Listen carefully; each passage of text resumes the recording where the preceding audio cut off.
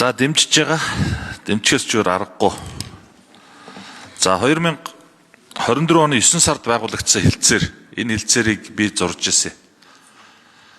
Эхнийх нь бол энэ Монгол улсад газар нутгийн бүтээгдэхүүн нийлүүлэх салбарт хамтран ажиллах тухай гэдэг хэлтсээр, хоёр дахь нь Монгол улсад агаар хэвлэлийн түвш нийлүүлэх тухай гэдэг. Тэгээ хоёр дахь хэлтсээрийг нь тодорхой нөхцөлтэйгээр улсын хурлаар оруулж ирж тодорхой асуудлуудыг шийдсэний дараа зурна гэд. Тэгээ энэ нөгөө хуулийнхаа дагуу л явж байгаа. Энэ хэлтсээрийг улсын хурл хуулийн дагуу сойрхон батлах ёстой. Тэгжээч хүчин төгөлдөр болох юм. Тэр асуудлаараа л явж байгаа. Тэгээд хайрын 1 жил гарan гил хугацаа бид хэд алдчихж байгаа.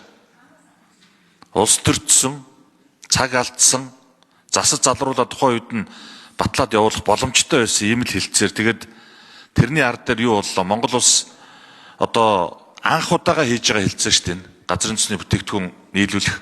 Эргээд нөгөө талтайгаа барьж ярих юу ч байхгүй. 2 удаа бензин тасалтаад дамжны сайдыг бараг л дүүжилж алангаал алдсан.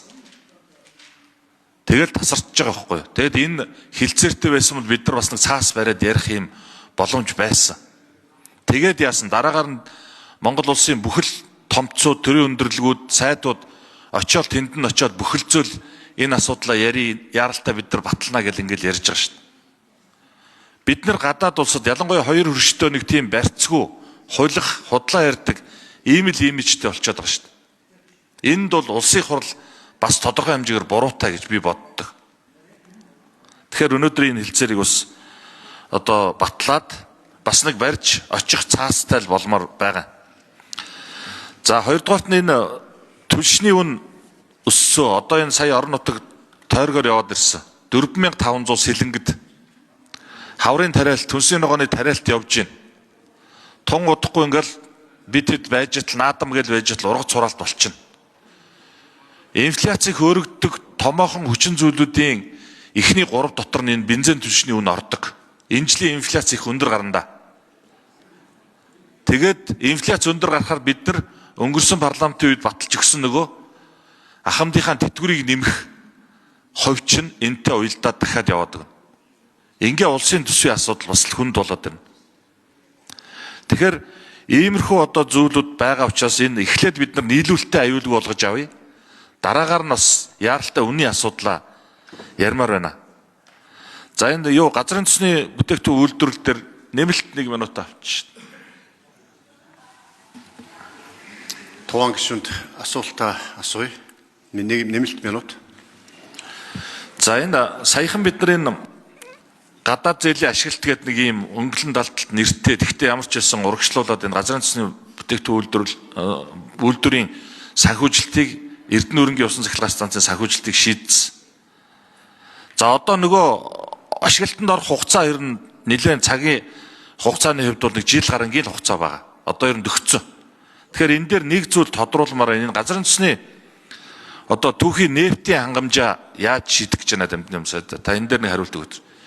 Казахстан ч гэж яриад манайх хилэлдэггүй улс яриад өшөөч араб гэд ингээд нэлээд явж байгаа. Бид нар нөгөө төрөний Ганбаатар гишүүний хэлсэн айлаас ирэхээр авдраах гэдэг шиг Петрочайна Дачин Тамсаг компани удирдлагуудтай ер нь уулзч үзсэн үү? Олборлолтоо хөрөнгө оруулалтаа нэмэгдүүлэх тал дээр ер нь ямар арга хэмжээ авбаа? Энэ асуудал та нэг хариулт өгөөч. За ажил дөрөв сайд дамжны хариулъя.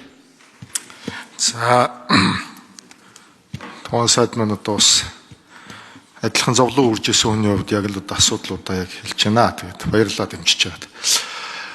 Түлшний үн бид бас таал мэдж байгаа да. Тэгээд бид нар очиж тасралтгүй л гуйшиж гүйж үдэг. Тэгээд ямар ч байсан нэг сая 4-р сард бол үндсэндээ түлшний үн 1 литр нь Улаанбаатар хотод 6700 хүрэхээр байсан. Тэгээд бид нар 4300 дээр ямар ч байсан Орос улбаны улсын дотоодын зах зээлээр барья гэж тохирч барьлаа. Газар тариалангийн бүс нутгууд, газар тариалангийн манай орны хаврын тариалалтанд нэг 7500 тонн хэрэг болдог. 7500 тонныг бол аж ахуйн нэгжүүдтэйгээ ярьж байгаад бас яг хуучин үнээр нь 3400 төгрөгөөр нь нийлүүлсэн. Тэгэхээр яг шууд тариалттай холбоотой зардал дээр бол харьцангуй хөнгөн тусах байх гэж бодож байна. намарч гисэн бид бас нэлээд ажиллаал ингээл бэлтгэл ажлаа хангаад явж байгаа. За нефтийн хангамжтай одоо нефтийн үйлдвэр маань бол нэлээд зүтгүү нэлээд урагштай явлаа. Их хурл маань ус сая ойлгож бас нэг тусгай хууль гаргаж өгч дэмжсэн талархал илэрхийлье. Гол асуудал бол нефтийн хангалттай холбоотой асуудал. Нефтийн хангалттай холбоотой асуудал дээр тухайн сая таны үед хийжсэн ажлуудыг үргэлжлүүлээд бас жоохон ахис гаргаад ингээд явж байгаа. Ер нь бол бид хоёр хөршөөсөө хамгийн нэгдүгээрт авах ёстой. Хоёрдугаарт дотоодын их усүрээсээ ашиглах ёстой. Одоогийн байдлаар бид нэг 400 мянган тонныг олборлож байна. Үйлдвэрт 1.5 сая хэрэгтэй, 1.1 сая тонныг нөхөхийн тулд Петрочайнатай холбоотой маргааныг шийдвэрлэх ёстой. Петрочайнатай бид дэлхийн одоо таны үеэс эхэлсэн ажил байгаа дэлхийн бүх л одоо нефтийн компаниуд руу, эрэл хайгуулын компаниуд руу бүгднлөө нь захидал явуулж манай оронд хайгуул судалгаа хийгээч гэдэг хүсэл тавьдаг, сонирхдаггүй, ирдэггүй. Ганц байгаа одоо идэвхтэй ажиллаж байгаа нь бол Бүгднайрамын Хятад улсын хоёр компани ажиллаж байна. Петрочайна гэдэг бол дэлхийн хамгийн том нефт олборлагч компани. Энэ компаниг ер нь зовоосондоо одоо нинүгөө л хэдүүлээрэ хууль буцааж ашиглаад газрын тосны асуудлыг ашигт малтмалын хууль ашиглаж торгоод за тэгээ одоо орон нутагта сайн дураараа юм хийгээд өгөө гингүүт нь ковид таараа жоохон хоошлонгууд нь шүүхт өгөөд торгуулад энэ бол одоо манай хууль эрх зүйн орчны алдаа нөхцөл байдалтай холбоотой байгаа. Тэгээ энэ дээр бол бид Петрочайнатай хилцээр хийгээд явж байна. Хуулийн байгууллагууд руугаа одоо бас хандаж энэ асуудлуудаа шийдвүлээч гэдэг хүсэл тавиа явж байгаа. Хоёрдугаар асуудал бол одоо бид бас эдийн засгийн эрхчлөлттэй холбоотой. Өөрөлдвөл энэ урд төрчтэйгээ харилцаанд нин үйлхэд одоо Бүгднайрамын Хятад ард улсаас орж ирсэн хамгийн том хөрөнгө оруулалт бол энэ Петрочайна шүү дээ. 4 тэрбум доллар хөрөнгө оруулалт орсон. Хөрөнгө оруулалтаа нөхөж дуусаагүй байгаа 3 тэрбум доллараар нөхсөн, цаана тэрбум доллараар нөхөж чадаагүй байгаа ийм аж ахуй нэгж. Тэгээ энэ дээр бол нэг удаагийн тусгай хууль оруулж ирж энэ маргааны асуудлыг энэ олон улсын гэрээ хэлцлийг буцааж хэрэглэхгүй гэдэг юм утгатай одоо хууль эрх зүйн орчин бэлтгэхээр бид ажиллаж байна. Ойрын үед улсын хурлаар орж ирнэ.